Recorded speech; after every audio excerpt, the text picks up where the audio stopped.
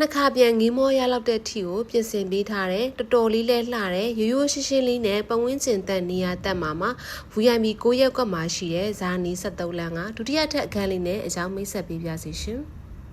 မြစ်တာမိန်လမ်းမကြီးဝေဇန်နီယာမိန်လမ်းမကြီးသူ့မင်္ဂလာမိန်လမ်းမကြီးတို့နဲ့လည်းနီးတယ်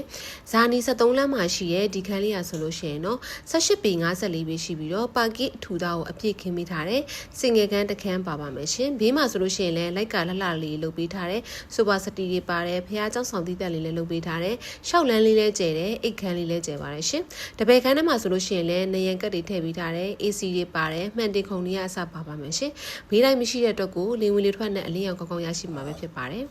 ကစ်ချင်းခန်းထဲမှာဆိုလို့ရှိရင်လည်းကစ်ချင်းကောင်တာတွေကစ်ချင်းကက်ဘိနက်တွေပါတယ်ကစ်ချင်းခန်းလေးဆိုလို့ရှိရင်လည်းတော်တော်လေးကိုလှအောင်လို့ပြင်ဆင်ပေးထားတယ်ရေချိုးကရင်သာပိုတိုင်းပြင်ဆင်လေးလည်းပါပါမယ်ရှင်ရေကတော့ညီမတို့နှစ်လိုင်းထည့်ပေးထားပါတယ်ရှင်အဝီစီရောဂျိုးဖြူရောပါပါမယ်ရှင်ဒုတိယထပ်အခန်းလေးလည်းဖြစ်တဲ့